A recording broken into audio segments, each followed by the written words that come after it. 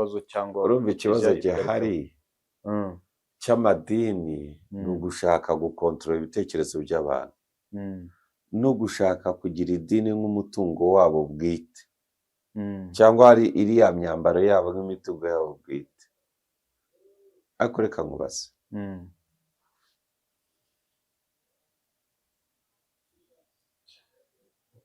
ubundi Imana ujya kudefanda cyangwa kurwanira, iyo Mana ko numva mwaba munganya imbaraga, iyo ni Imana munganya ubushobozi, munganya ubushobozi.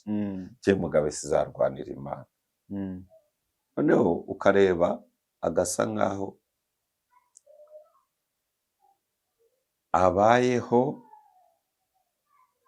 nk'utazapfa mu rwego rwo guhiga, muri rwa rugendo rwo guhiga ibintu, kandi akazapfa nk'utarigeze abaho.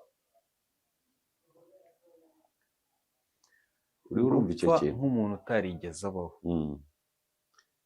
agapfa nk'umuntu utarigeze aba muri ubu buzima ngo abwishimire, anyurwe nabwo, agire ibyo ageraho, yego, ariko ibyo bintu bimunyure. ukabona atarigeze abona umwanya wo gusura ababyeyi, atarigeze umwanya wo kubona n'ibyishimo no gukinisha abana, no kujya muri karitsiye akaba yakina n'abana umupira, ukabona nta byishimo agira, ukabona agapfa wa munezero yashakaga igihe yari ariho, wa munezero yashakaga yari azi ko azawukura mu bintu byinshi yagwije, agapfa ibyo yagwije nabyo bitamuhaye wa munezero, kandi mu mibereho yawe ugomba kunezerwa, agapfa nk'atigeze abaho, kubera ko yabayeho nk'utazapfa, yabayeho arundanya ibintu adatekereza ko azapfa.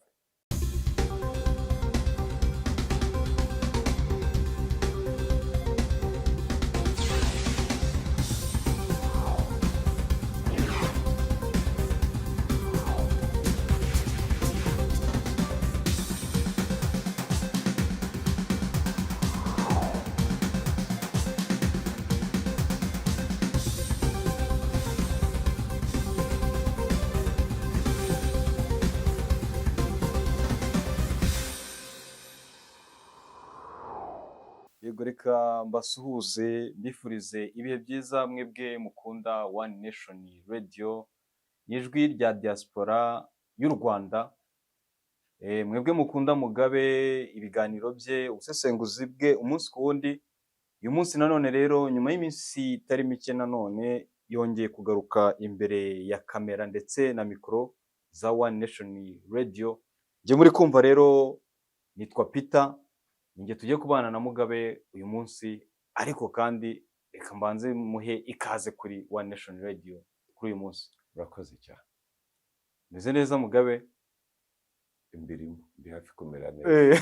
Ntabwo njya nemera ko umuntu aryama ngo akabyuka ngo kuko agihumeka kaza gusubiza ngo meze neza. Oya, nkuko nabibwiye mugenzi wawe, kumera neza ntabwo kumera neza, ntabwo ari ikintu uryama ukabyuka wameze neza. Kumera neza barabiharanira. Yego. Mu byo ukora buri munsi, mu byo duharanira kugira ngo tubeho neza, tube tumeze neza. Yego. Ubundi viziyo yanjye ni ukuzamera neza, uburyo numbona utazongera kumbaza niba ameze neza, nkahita mbyibwira, ahubwo uzajya umbaza uti wabigenje ute kugira ngo mere neza. Inspire me.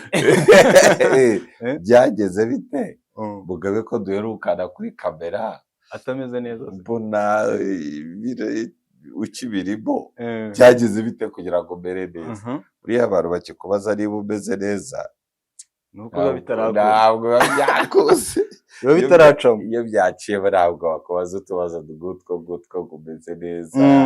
Utwo ni utubazo tugaragara nyine ko tuba twese tukiri mu nzira yo kumera neza, inzira y'amajyambere. ariko hari abantu baba baragezeyo, ntabwo wambaza ngo umeze neza keretse ari mu bitekerezo cyangwa ku mutima, kandi ku mutima abantu benshi abo ubaza ngo umeze neza akakubwira yego, ntabwo aba akubwije ukuri. Ngo nta muzindutsi wa kare watashye ku mutima wundi. Ariko kumera neza turabiharanira, biraharanirwa. ntabwo ari ikintu uryama ngo ubyuke, oya. Mm. Twese uko tubyutse kare, uko unumiye muri iki kiganiro, uko nawe ugerageza gukora kugira ngo iyi channel ya diaspora itere imbere, Mm. abasubscribers tubona ibiganiro kugira ngo bibe bimeze neza, bibagezeho ibitekerezo byanjye n'abankunda, ni Mm. ukugira ngo nkomeze rwa rugendo rw'ukomera neza namwe mukamera neza. Mm. So, ubundi ushobora kuba ufite amafaranga ariko utarakurikiraho ikiganiro cyanjye, uba utaramera neza. Njye niko nemera, Mm. uba utaramera neza, uba ukirimo ariko mu bintu bituma abantu bagomba kumera neza harimo n'ibiganiro bya Mugabe. ibiganiro byanjye, kuko ibiganiro byanjye ntabwo mba nirebaho ku giti cyanjye. Ibiganiro byawe twavuga ko ari therapy. Hariho oya, okay, ni therapy kuri bamwe, ariko abandi hari ibintu njye nashyira muri perspective. Donc kugira ngo ubyumve neza, hari ibintu biba babona bigenda biba, ariko ntibashobora kumenya ngo bisobanuye iki. Njye ndaza rero ibyo byose uko mubikusanyije byabaye, mwambaza nkabishyira nkabishyira mu njyana, nkavuga ibi mubona, ibi bimenyetso n'ibi bivuze ibi. Bigatuma ushobora umunsi wawe cyangwa se icyumweru cyawe ushobora kunguka ubumenyi, ushobora kunguka ubumenyi. Naba nkabije, yego nabwo burimo, ariko sijye nyiri ubuhanga. Urabona ni nacyo kibazo kiba ku banyamadini. Abanyamadini bagira ingeso yo gushaka gukunda Imana bakayidefanda, bagashaka kuyirwanirira. Nta gitabo na kimwe cy'idini usibye iry'ubuyobe aho Imana isaba ko umuntu ayirwanirira. Imana niba ari Imana, ntabwo ikenewe kuyirwanirira. Ibyo ntibifite aho bisa naho bihuriye na bamwe tujya tubona nkaho. Kugira ngo ubyumve neza, icyo wita Imana ni iki? Donc hari icyo wita Imana, hari ibigomba kuba bikigize, bigomba kuba byihariye ku Mana. Cyambere bitandukanye n'ikindi icyo ari cyo cyose. Yego, cyambere igomba kuba itameze nk'umuntu, itanakora nk'abantu.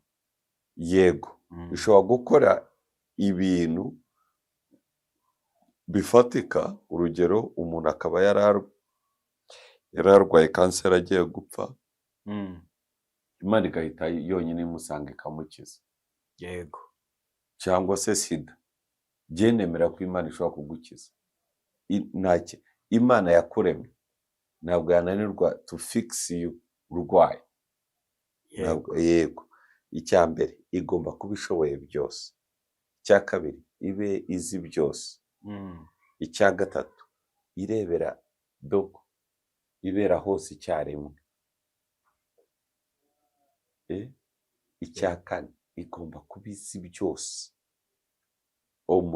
Science igomba kuba izi byose, igomba kuba ishoboye byose, igomba kuba ibera hose icyarimwe.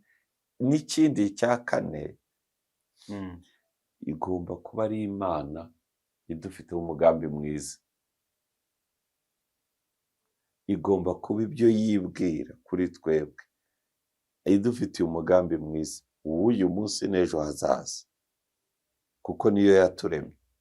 Icya gatanu, muri uwo mugambi ifite umugambi mugari mu bantu miliyari 7 ziri kuri iyi si. Kugira ngo we Peter iguhitemo ikuzane kuri iyi si, nuko hari umugambi. Kugira ngo icyo ngicyo gisobanure neza, ndumva ugiye kukizanamo ikibazo. Ndashaka kugutangura mu gisobanura. Urugero, we Peter, ntabwo nemera ko papa wawe akuruta ubukuru. Ibyo byo kubyaba inkuru ndende. Urugero, genda uwa Kabahigi, data yitwaga Kabahigi, ntakiriho. Wa Gakwaye, wa Ruzigamanzi, wa Ndahiriwe, ya Nene. Ariko abo bakurambere banjye bose sinemera ko banduta ubukuru mu buryo bw'umwuka, ahubwo nuko roho yanjye yari igihe cyayo cyari kitaragera n'umugambi wayo kugira ngo ize yambike umubiri, mbyarwe na Kabahigi na Nyirakazana, bahure babyare Mugabe. Ntabwo byari impanuka, ntabwo ari gusa gutya kuko bishimishaga ngo bakora sex bakabona pe intanga zirahuyara. Muri uko guhura kw'izo ntanga harimo umugambi w'Imana. Uwo mugambi ariko wowe ntabwo uwuzi. Jyewe nshobora kuwumenya cyangwa sinkumenye, Yego. ariko ntabwo biwukuraho. Ariko bivuze nanone yuko umugambi w'Imana iyo ushatse kuwumenya ku buzima bwawe urawumenya, ariko iyo utawitayeho ntabwo uwumenya.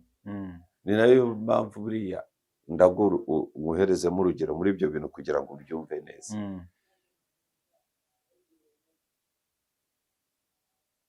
Ibaze ko baguhaye akazi mu ruganda, kugira wowe kuko uri umunyamakuru, baguhaye akazi muri RBA, wowe ukajya ubyuka wuhira indabo zo mu mujyi wa Kigali, waba ukora icyo wari ugenewe cyo akazi baguhaye? Baguhaye akazi kuri RBA gufotora, kontiri irahari n'umushahara wasohotse. Wowe aho kubyuka utonda kuri RBA ukabyuka utonda muri bariya bavandimwe bita ku ndabo zo mu mujyi wa Kigali no gukubura mu mihanda, mu by'ukuri waba ukora ukurikije contract ya RBA, ariko kandi uhemberwa ya kontara. Nese RBA yakongera ikaguhemba, ariko ushobora kuguma uhari yenda n'ibyo ngibyo ukabikora, ariko ntabwo wakomeza guhemberwa kontra ya RBA. Icyo bivuze niki? Kugira ngo umenye umugambi w'Imana ku bugingo bwawe, ku buzima bwawe, usubira kumenya Imana, ugashaka Imana ukayimenya, ukanayibaza, kandi iravuga ikagusubiza ikakubwira this is the reason. Muri za miliyari zose ziri ku isi, iyi niyo mpamvu nagushyizeho. Ntibishoboka ko umuntu ashobora kuzagera mu mugambi w'Imana ariko yarabanje mu bindi. Akenshi abantu benshi batangira mu kuyoba cyangwa bagasoreza mu kuyoba. Bagatangira mu kuyoba cyangwa bagasoreza mu kuyoba. Yego, ariko umugambi w'Imana iyo wawumenye ibintu birokorohera cyane. Ubwo nibyo twakwita igeno. Yego, igeno, yego mo gake. Cyangwa umuhamagaro. Icyo Imana yagushyiriye kuri iyi si, kugira ngo ukimenye ugomba gusubira ku Mana ikabikubwira. Kandi gusubira ku Mana ntabwo ukeneye idini. Inzira ni iyihe rero? Wowe ubwawe mu cyumba cyawe pira utashye, ufite ubushobozi bwo kujya usenga isengesho. Mana, niba uhari nyiyereka mu Kinyarwanda gutyo. Mana, ndifuza kukumenya, ndifuza kukumenya kugira ngo umenye n'umugambi wawe ku buzima bwawe. Iryo sengesho ntucike intege kurisenga. Ishobora Imana kutakwiyereka umunsi umwe, wa kabiri, wa gatatu, wa kane, wa gatanu, yenda n'ukwezi kugashira, ariko kwa kabiri fendefe birangira Imana ikwiyeretse. Iryo ni isengesho rigufi. Mana, ndabizi ko ndemye, ndabizi ko uriho, ndabizi ko mfite umugambi, ni kubera kuriho ndagusaba kukumenya, nyiyereka. Vugana nanjye, waremye akanwa kubera ko ukagira, waremye ubwenge kuko ubufite. Ndifuza kukumva, ndifuza kukumenya. Noneho se ubwo niba umuntu ashobora kwivuganira n'Imana ubwe, ko tujya tubona hari abavuga ko ashobora kuza akakubwira ati Mugabe, njyewe Imana yakuntumyeho, mufitiye ubutumwa, hari ubutumwa bwawe mfite.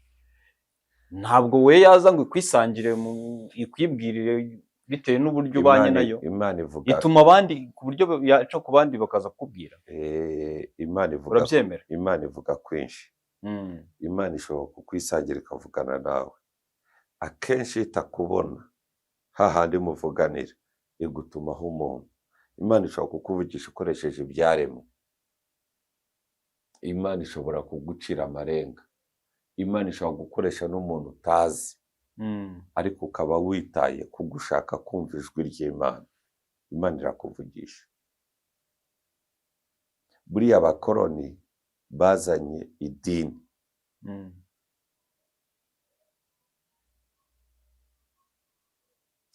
Ndaza kuzanamo kandi, kubera mba bafite ibitekerezo byinshi, ndashobora kuzanamo kandi. Buriya abakoroni bazanye imisengere y'Imana n'imimenyere y'Imana, ariko ntabwo batuzaniye Imana. Imana twari tuyizi.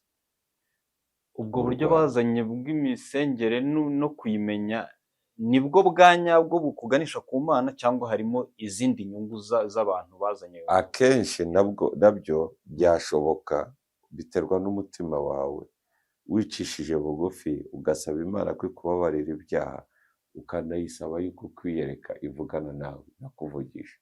Ariko akenshi ibintu byajemo structure yo kubaka idini, hakaza umuntu ukwigisha Imana, akaza arimwe yiyambitse imyambaro igera ku birenge, agahindura n'ijwi rimwe kavuga gukanga cyangwa ibiki, akajya mu mwuka. that's a business. Oya, kujya mu mwuka si ikibazo, ariko that's a business. When it becomes knowing God ikaba an organization, already it's a business. I know what you are doing. Church. Cyangwa kiliziya, I know what you are doing. You are creating a corporate organization which sells God. Bikugurisha Imana. The name of God. Izina ry'Imana. Cyane cyane na Jesus n'izo ntumwa niho zizira n'iki byose, ariko bo bakabikoresha for business. Ariko truly ushaka kumenya Imana no gusenga Imana ntabwo ukeneye church. Mugabe yemera ko Imana ari imwe. Bemera ko ari imwe. Ariko sindamenya icyo kibazo cyawe icyo kivuze. Ndashaka kuko hari ibintu byinshi abantu bita Imana. Nyine wowe ndi kubaza nkawe nka Mugabe wowe. Wemera ko Imana ari imwe? Jye nemera ko Imana iriho. Ari imwe ariko. Sinzi imibare ushyiramo, iyo watangiye kuvuga 1, 2, 3, 4, 5. Impamvu ndi kukubaza gutyo ni uko tubona hariho uburyo bwinshi bwo kuvuga Imana, ndetse hakabaho n'amadini agiye atandukanye, ariko bakavuga Imana, bose bavuga Imana ariko mu buryo butari bumwe. Yego, hariho ibigirwamana, hariho abasenga inka nk'Abahinde, hariho n'Abarabu bafite Imana 7, ariko zose bakazikubira rimwe muri ya masengesho yabo bikarangira bazivuzeho. Hari abavuga yuko basenga Imana ariko ukabona hari ibishushanyo by'abantu iki, ibyo sinshaka gusa. Reka mubwire, buri muntu avuga Imana bitewe n'uko yahuye nayo.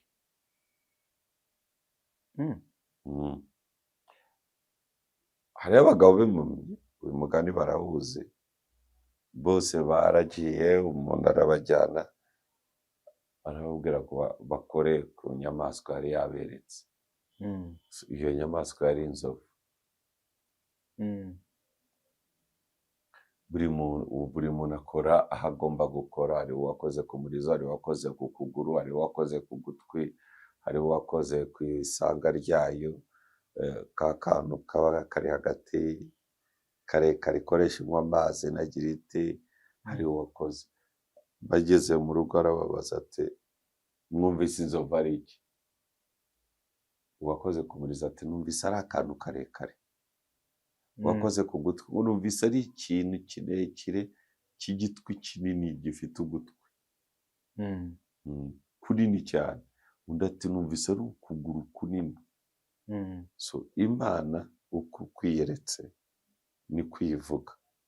So abenshi cyane b'abanyamadini bagendera ku Mana yiyeretse abantu ba kera, ariko bo batavuga Imana biboneye.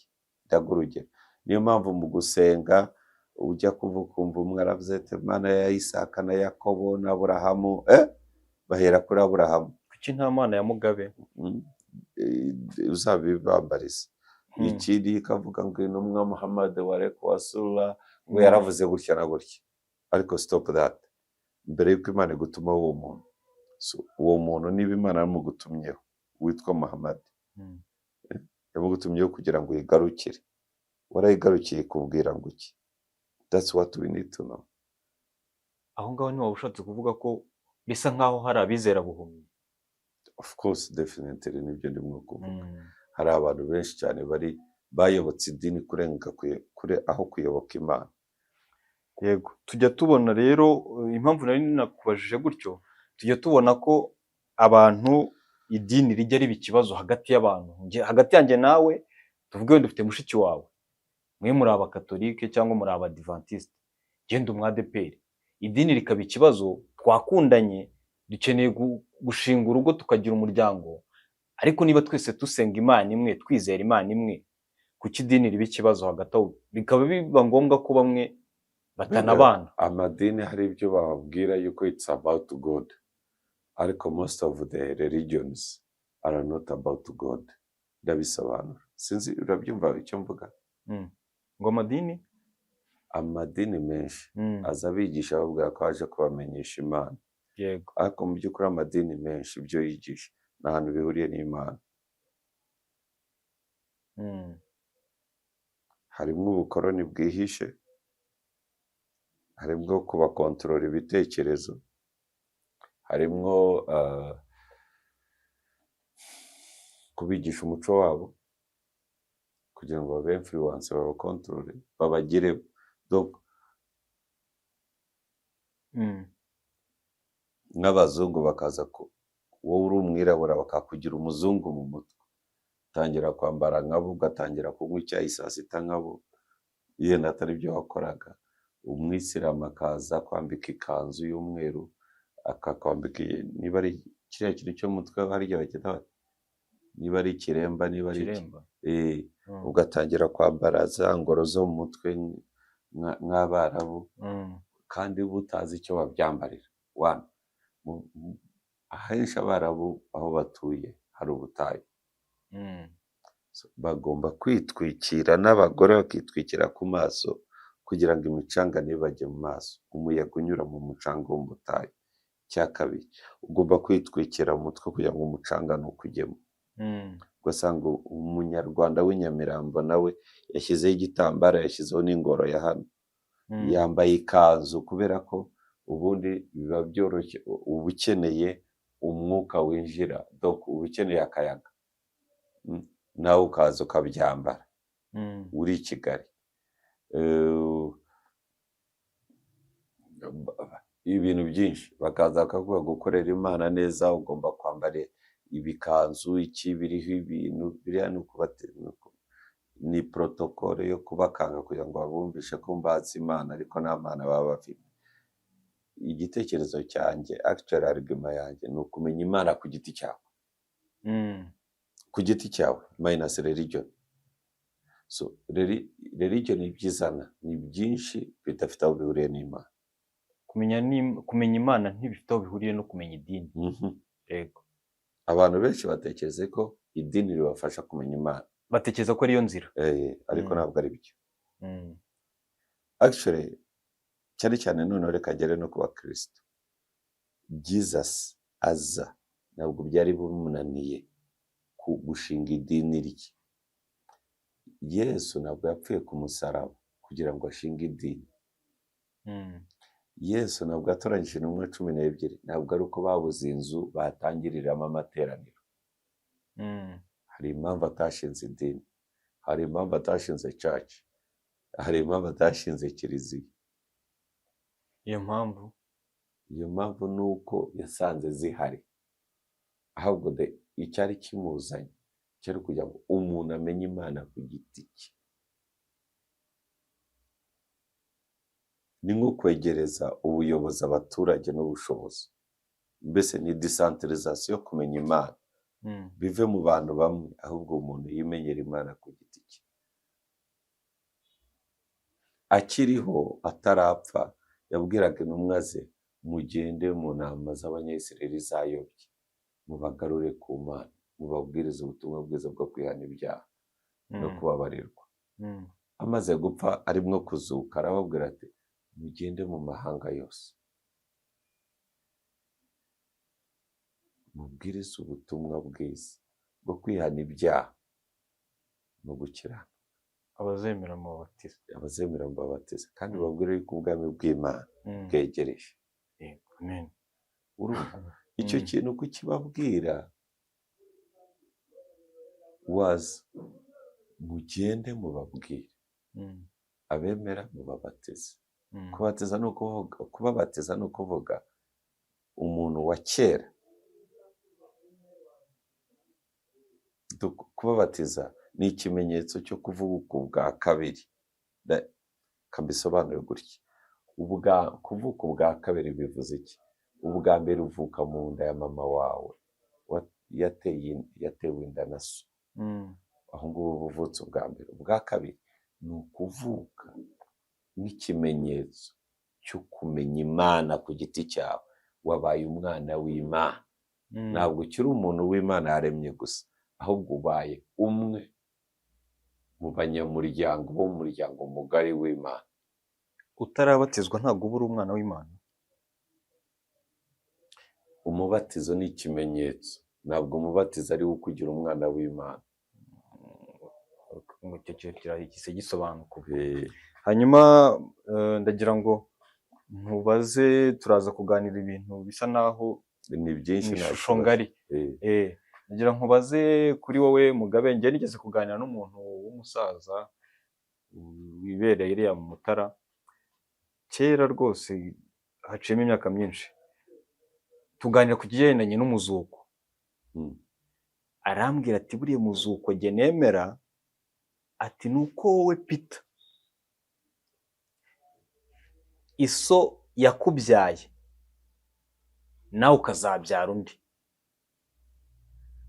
Kuri Mugabe wowe ubyizera gute ibigendanye n'umuzuko? Ese ibyo ngibyo byambwiye wowe hari urabyizera? Ndabyemera. Buriya ikintu cyinshi abantu batumva, ukuntu babigisha kwizera, babigisha nabi. Bugendekereza ko babigisha nabi. Cyambere buriya kwizera ntabwo kuri positive. Kwizera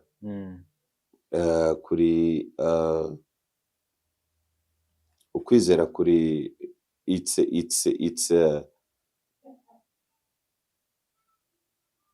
kwizera ni ikintu gisa nk'ikiri positive ariko kiri negative. Reka nk'urugero, so uramuzi ariho? Yego. Wizera ko se ariho? Wizera ko se umuzi? Ndabyizera ko niwe nakuze mbona. Ntabwo wari so. Kubera ko kuba ufite so, mama uramufite? Yego. Wizera ko umufite? Ndabyizera. Oya. Nawe ubwo ashobora kuba atari mama. Reka nkubwire. Ubundi wizera ikintu kidahari utabonye.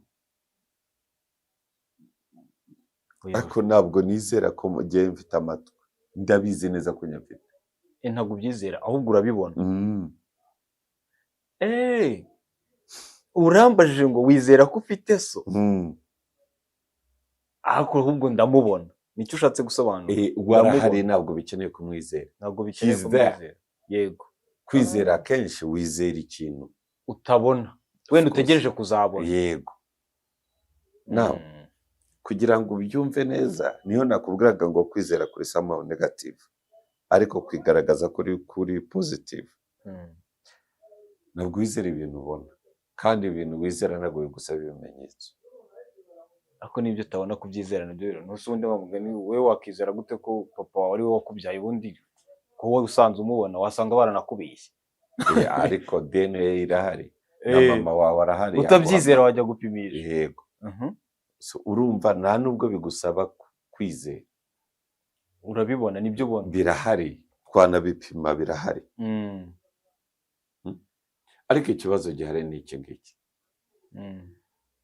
Kwizera Bibiliya irabivuga, Abaheburayo 11, igitabo cy'Abaheburayo, ni ukumenya neza udashidikanya. Ni ukumenya neza. Uri sure. Kumenya neza. Ariko abantu babyigisha bajye bashyiramo basobanura kumenya ubundi ni iki. Knowing ni iki. Knowledge ni iki. Ni all evidences. Ni ukumenya neza udashidikanya. Kumenya ubwo ni ikintu ufitiye ubumenyi. Udashidikanya ariko without doubt. Yego. Yuko kanangire mu mirongo yo hasi, yuko ibigaragara byaturutse mu bitagaragara. Nongere nsubire hahandi. Ngiye Mugabe kugira ngo nze hano ku isi, hari aho nari ndi mu buryo bwa roho, umwuka wanjye Imana ari ufite, kuko sinemera yuko umuntu ari umubiri gusa. nibyo tubwiye kutizera ko cyangwa utemera ko papa wawe yaba akurusha imyaka, akurusha imyaka wenda mu buryo bw'umubiri, kuko oya andusha imyaka kuko yatangiye kuza hano, yaje ku isi imbere yanjye, donc mu buryo buri fiziko arakuruta, aranduta mu buryo buri fiziko. mu buryo buri Buri spirituel spiritual nuko nanone Imana yatanze priority yuko aza kubera igihe cye n'ibyo yagombaga gusohoza. Jyewe narazi, ariko mu buryo bw'umwuka roho ye n'iyanjye igihe zaremewe ntabwo ntekereza ko ushobora kuba nduta. Mu yandi magambo, wowe ushobora no kuba abuzukuru bawe bashobora kuba roho zabo zihari ziri ku Mana, bakazambika umubiri n'umwana wawe. Igihe umwana wawe azavukira mu mugambi w'Imana arazwi, n'uwo bazashakana nuko bazahura birazwi, bagashakana, none umwuzukuru wawe roho yikabona kuza akaza yambaye umubiri akitwa umwuzukuru wa Peter. Niyo ndasubira kuri cya kindi wambaje cy'uwo musaza wo mu Mutara. yego, Yes, mu myizerere, mu myemerere y'Abanyarwanda, kugira umwana n'umwuzukuru ntabwo nk'ubu ngubu waza uvuga ngo Kabahigi yarapfuye kandi mari kandi uhari, ariko nanjye nibyo nizera, no muri DNA turabipima tukabibona. Ariko ikindi cya kabiri, hari icyo ukurikije uko nzi Imana no kuba abapfuye bazazuka birashoboka cyane kandi ndabyemera. Ntabwo Imana yazana roho ikayambika umubiri akaba kuri iyi si ngo hanyuma umuntu wapfuye roho ye ikagenda igasubira ku Mana, ngo mvuge yuko nanone Imana idafite ubushobozi bwo kwigarura mu mubiri. Ibyo naba mbeshye.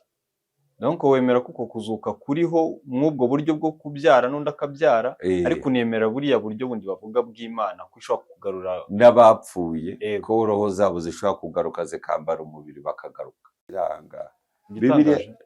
Kiranga Bibiliya iravuga ngo muri uwo munsi w'umuzuko ngo hazaba hari ukurya no kurongora, ngo tuba twambaye imibiri nk'iy'abamarayika. So ntabwo ari wa mubiri wa kera udasaba kurya, udasaba no kurongora. Icyo ni ikintu gikomeye cyane. Ahubwo ni ukureba uwo mubiri uzaza wundi yenda uzaba matsiyeri zaba imeze ite, cyane cyane yuko n'uyu nguyu dutekereza ko tuzi, tujya kwa muganga bagashobora kuvura n'iki, bashobora kuvura some organs, ariko matsiyeri y'umubiri ugendesha kugira ngo ubyumve neza nayo ntabwo irasobanuka neza. Reka tubikurikirane neza. Uzi yuko wari wabo, hari abavuga ngo umubiri wacu ni igitaka, wavuye mu gitaka ngo subira mu gitaka. Reka twemere icyo ngicyo, ariko wari wabona umuntu uvuka niyambara inkweto akarenda ageze imyaka 30, 40, ikirenge cye kitarashira, kandi abambara inkweto zisaza bakagura izindi.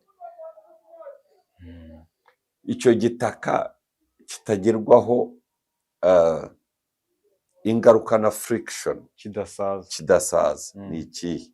Noneho kugira ngo ubyumve, yewe n'ikibindi kiba gikozwe mu gitaka kigeze igihe kigasaza. Ariko iyo wa mwuka uvuyemo umuntu akitaba Imana, igitaka gihita kiba cya kindi, gihita kiba nothing. So ushobora kuba tuzabona undi mubiri igihe za roho zagiye zizagarukira, dushobora kuzabona undi mubiri ufite iyindi matsiyeri idasaba kurya, idasaba no kurongora. So ibyo biratangaje? Oya, kuko Imana dusenga ishoboye byose. Imana nemera nizera ishoboye byose. Bibiliya iravuga ngo ifata umuntu wapfuye ikamugira muzima. Twagiye tubona abantu benshi nk'abahanuzi n'abandi bantu Imana ihereza ubushobozi bwo gukora ibitangaza bazura umuntu wapfuye. Narababonye abantu babiri bazuwe n'amaso yanjye, bapfuye no tuguhwera uguhera yego yego apfuye isaha imwe isaha ebyiri zikarangira atatu adahumeka, nanjye njya mbyumva banashyizemo ipamba amazuru umuntu akazuka. bivuze ko wemera ko hari n'abajya bakira sida nk'uko ugeze gusa cyane, nuko Imana nemera ishobora byose. Ibyo ni ibintu bikomeye kumva. Ariko iyawe, niba iyo wemera Imana yawe, wemera ko ari Imana, ukaba wumva itabikora, ubwo iyo Mana yawe ndabona atunganyije imbaraga. unganya nayo imbaraga. Ariko iyo nemera ishobora gukora ikintu ntakinanira. hari ikintu ngewe maze igihe mbona kigendanye n'amadini. Bavuga ko Imana ari urukundo, twakabaye tubana mu rukundo dukundanye, ariko ngewe iyo ndebye nitegereje ibigendanye n'amadini n'inyungu ziba ziri mu byihishe inyuma aho ngaho, njye nsanga ikigendanye n'amadini cyangwa se abantu bashinga amatorero, nsanga harimo ikintu kimeze nk'ivangura. Ubibona gute ho? Of course buri muntu idini riza rikubwira bitewe n'ahantu riturutse. Ndabizi hari n'idini ribuzanya kurya inyama, hari idini rikubwira mwene so n'uyu nguyu uri muri uru rusengero, muri iri dini utari muri iyi myizerere ntabwo ari mwene so, ntukamushyingire ntukabane nawe. Ariko iyo ugiye gukurikirana aho bakuye iyo myizerere, uwo muntu waturutse n'aho iyo myizerere yaturutse, avuga ko ari we wavuganye n'Imana, ari gutyo Imana yamubwiye.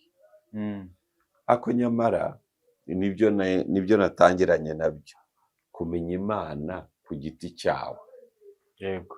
Icya kabiri, mu Banyarwanda muhumura amaso amadini ye kuba atandukanye. Yewe hari n'intambara nyinshi cyane zirwanwa mu izina ry'Imana, ariko Imana is not involved in those battles. Kumva ibitero ahantu ngo umuntu akiyahuriraho ngo ararwanira Imana, akiturikizaho igisasu ngo yice abanzi b'Imana benshi, ngo uhize amata, ngo abaye umuntu witangiye Imana, ngo Imana izamugororera, ngo nagerayo ngo mu ijuru hari ibyo bazarya, cyane cyane mu idini rya Isilamu, ngo azaba hariyo ubuki, amata, ngo amazi, ubuki, amata na divayi. Abayisilamu bo baragurira byemera, ngo hanyuma nibazajya banywa kuri iyo divayi bazajya bahabwa imbaraga zo gusimbuka. Ngo hanyuma nasimbuka akava nk'aha ngaha akagwa tuvuge Kimihurura, akazagwa ku mukobwa w'isugi. Do you get the point? Urumva umuntu uvuye muri iyo myizerere niwemera yuko wemera Yesu wavuze yuko mu gihe cy'umuzuko ntawe bazaba bambaye imibiri mishya nk'iy'abamarayika, nta kurya nta no kurongora. Uriya waravuga yuko kubera ko azaba yahowe Imana kandi ari mu gikorwa cy'Imana cyo kurwanira Imana, ngo azahembwa abagore 7 anywa divayi, amata n'ubuki n'amazi. Urumva abo bantu babiri ntibahuza. Urumva rero umwe kukubwira ati ntujye muri bariya, n'undi akavuga muri we, birumvikana kuko bitewe n'aho bavoma. Amacakubiri. Ariko cyane cyane ikibazo ntabwo kiri mu babyigisha gusa, ikibazo kiri mu babyemera. Ni ukuvuga ko uriho uremera iby'Imana wumvanye Muhammad cyangwa wumvanye undi, ariko Imana wabwiwe genda shaka ko uyoboka Imana we wiyiziye, yawe. muvuganye, mufitanye amabanga igenga imibereho yawe, uzi n'impamvu yo kubaho kwa kuri iyi si. Mm. Mm. Abantu bose ubona basobanukiwe cyangwa se bazi impamvu yabazanye ku isi? Yaba bari bayize ntabwo nari kubanganira iki kiganiro. Mm. Mu bintu bibabaje nabyo birimo. Mm. Igikenewe ubwo cyakorwa rero ni ukugira ngo buri wese amenye Imana ye, Cyane. aganire nayo. Cyane. Mm. Bagirane n'amabanga, bagire n'ibyo bumvikanaho, kuko njye Mugabe urabona nkunda ikawa, nshobora no kubona abaganga baza bakambwira bati ikawa ni mbi. Wamaze kuba addicted kabisa. Bati ikawa ni mbi, bati biki. Mm. N'abandi bantu, cyangwa nkagira umugore, cyangwa nkagira umusheri umbwira ati ikawa ni mbi. Until I find, kugeza igihe gihe muri gihe Mugabe nzumva ko ikawa ari mbi, nibwo nzayivaho. Ntago wayikurwaho nuko hari uwabikubwiye. Oya. Mm.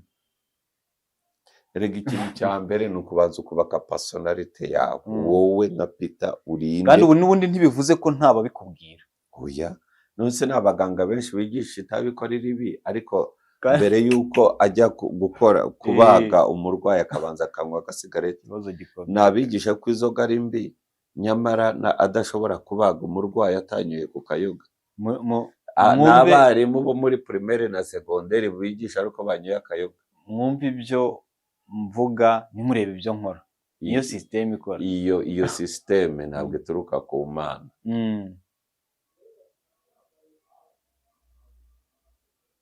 Iyo ni system y'abantu. Reka noneho gusobanura amadini icyo ari cyo. Amadini ni inzira abantu bihimbiye kugira ngo bashake kugera ku Mana, ariko itari y'ukuri. Winyongerera wembaze. Ndakubaza nyine, iyo nzira ni y'ukuri kuko niyo nzira yo kugera ku Mana? Buretse ndangiza icyo mvuga.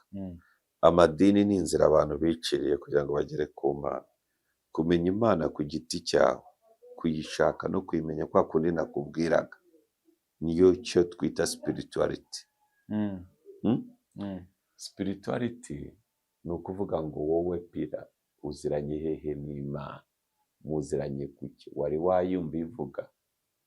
Ariyo usanga abakobwa, abahungu bose basenga Mana mereza umugeri wangeneye iki, mbere y'uko imuguhereza. Ubusanzwe ufitanye ubusabane n'Imana.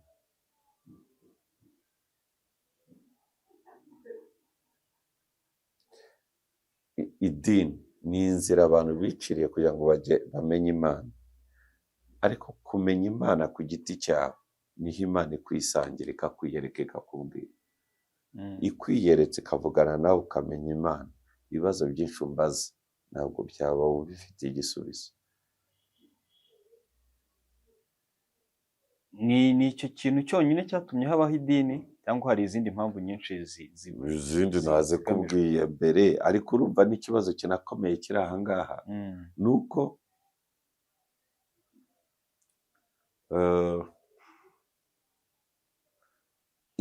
inzira abantu bicira kugira ngo bamenye Imana, izo nzira niyo uzikurikije ntabwo uyimenya. Niyo mpamvu mu kanya nari urushaho kuyoboka idini kurenza urushaho kuyoboka iyo nzira aho kuyoboka Imana. Bivuze ko rero ubwo iyo nzira ntabwo mu by'ukuri, nubwo baba bagamije bavuga ko ariyo kugera ku Mana, ariko ntabwo ari kugeza. Reka abo tubwira ari bo biciraho urwo rubanza. Sinshaka yuko unjyana mu mutego kubabwira icyo gukora. Ndagira ngo batekereze kurushaho. Ujya unyumva mu biganiro kenshi uvuga kuki bigora abantu gutekereza. Kuki iki? Nuko abantu barahuze cyane, bahugiye mu bintu byinshi, ibibanezeza, ibibashimisha, gushaka imibereho,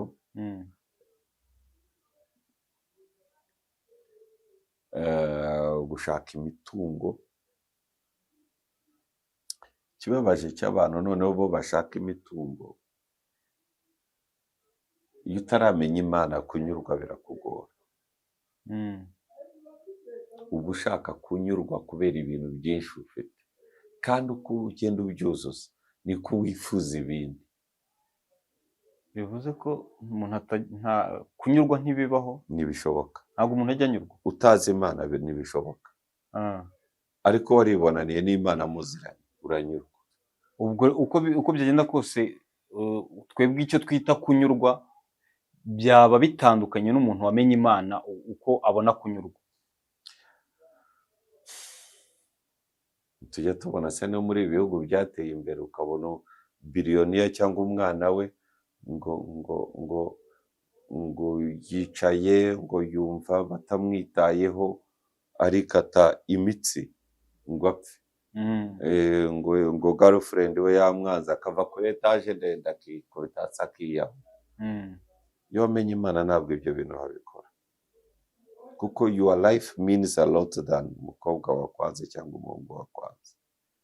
Umuntu wamenye Imana aba atekereza mu buryo butandukanye n'abantu dusanzwe tubona twebwe basanzwe. Igitangaje noneho cy'abantu bo birukaga mu kurundanya ibintu no kwigwizaho imitungo, akenshi usanga babaho mu buzima bw'uko ya mitungo batabona umwanya wo kuyishimiramo. Kubera iki? Kuko abahangayitse kugira ngo yigwize myinshi. Ufite imodoka arashaka iyirenzeho, ufite iyirenzeho arashaka inshya isohotse mu ruganda izigezweho.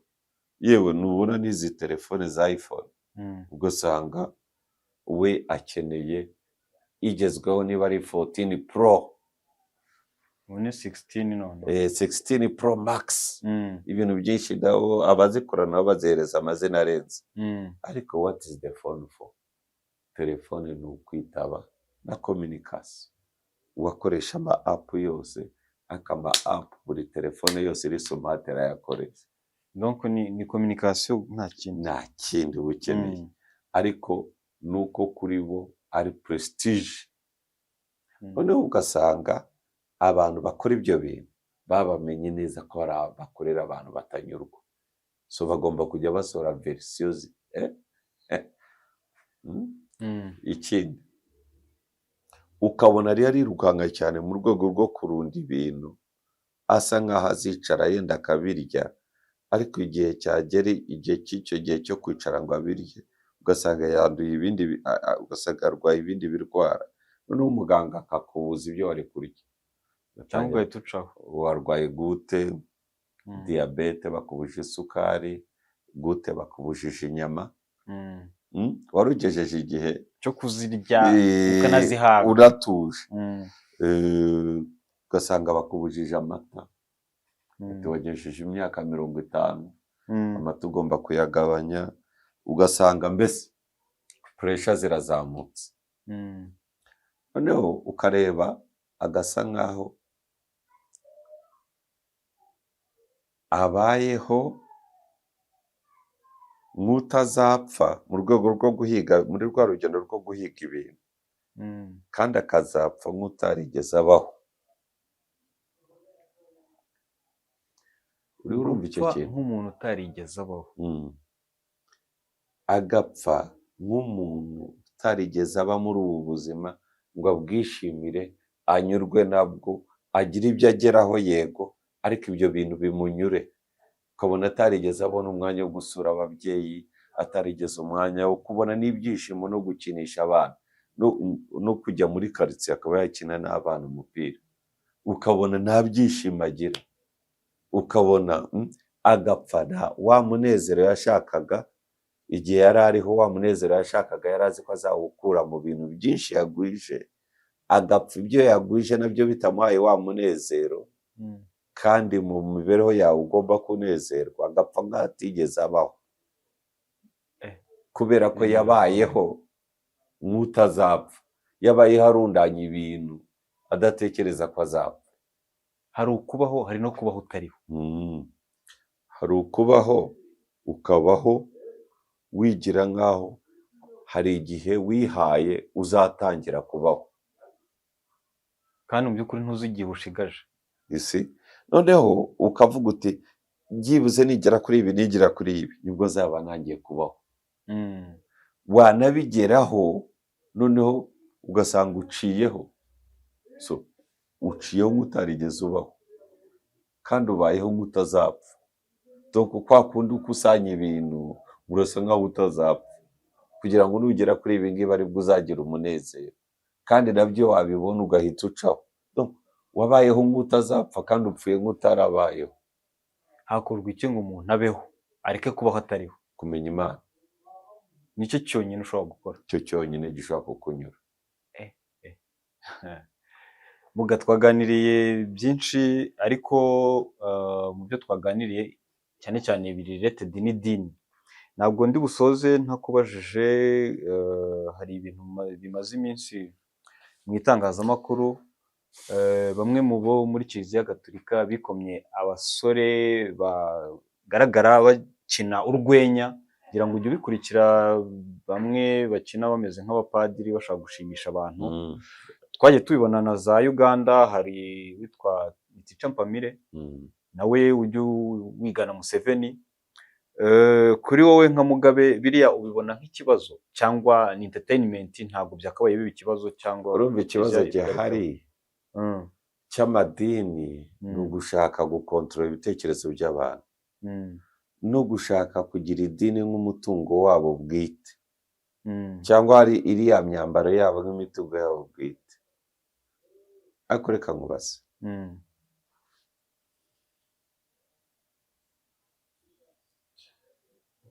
ubundi Imana ujya kudefanda cyangwa kurwanira, iyo Mana ko numva mwaba munganya imbaraga, iyo ni Imana munganya ubushobozi, uba munganya ubushobozi. Jye Mugabe sizarwanira Imana, kandi umunsi nayirwaniye muzamenye ko ari nayo nzi. Imana narwanira ni ukuvuga ko ibinganya ubushobozi na marume na mama nanjye n'abandi bantu mbona. Uzi ikintu narwanira? Nk'igihugu, kugira ngo nabwo turinde ba baturage batagira ikibazo, kuko turanganya ubushobozi. Yego, abantu gerageza guporoteje ni abantu tunganya ubushobozi. Abantu baza guhungabanya umutekano nabo ni abantu tunganya ubushobozi, twahangana. Ariko nk'Imana, jyewe nemera ko Imana yanjye ishoboye byose. None ubwo wambwira ngo ngiye kwirwanira iki? Ngo kuko ngo imyambaro nambara n'uburyo ukoramo ibyo ukora komedi zawe, bariho bari interfering na freedom of expression, uburenganzira bwo kwisanzura mu bitekerezo. Nicyo kibazo abo banyamadini bafite. Ariko baba ari ba pasitoro cyangwa ba padiri cyangwa iki, bareka abanyarwenya bakore. Civilization iba mu gutekereza birenze ibyo twari dusanzwe tumenyereye. Tutarava aho ngaho rero, hari undi nawe ukomeye cyane mu bigendanye n'amadini, Dr. Apostle Paul Gitwaza. Nawe hari akavideo kasirikiriye cyane, arimo avuga ko abantu b'amadrede, abantu bambara za deshire badakenewe hariya ku ruhimbi ngo bagira ibyo babwira abantu. Muri rusange ni nk'icyo yagarukagaho, akavuga ko ibyo bigendanye ngo n'idini, ngo biva ngo muri Rastafari, ibintu nk'ibyo, ngo ni idini y'abarasta, ngo kandi rasta ngo ni idini rya Satani. Ntabwo najya mu bintu byose abapasiteri bavuga, yaba ari dogita, yaba ari bishopu, yaba ari musenyeri, yaba ari karidinari, ibyo ntabwo ngiye ntabishobora. Ariko hari ikintu kimwe gihari cy'ingenzi. Buri dini rifite indangagaciro zaryo n'imyemerere. Ntabwo nakwivanga mu myemerere ya buri mupasitori. Ariko abantu bamwe bagomba kumenya neza batanashidikanya ko Imana itagira idini. Imana yaremye byose, ikarema isi n'ijuru, ikarema n'izindi this universe, ikarema planets, ikarema ibiriho kugera ku munyorogote, ikarema umuntu, ikarema n'ubwatsi, ikarema buri nyamaswa, izifite amahembe n'izitayafite, izireba hasi n'izitareba hasi. Iyo Mana nta dini igira.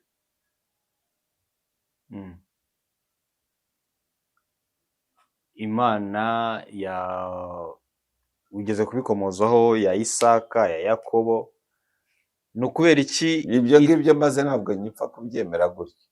Ndashaka kumva Imana ya Peter n'Imana ya Mugabe. Nicyo nashaka kubaza. Nashaka kubaza kubera iki habaho Imana ya Isiraheli, Imana ya Isaka n'iya Yakobo, kuki hatabaho Imana ya Hakizimana cyangwa ya Mugabe?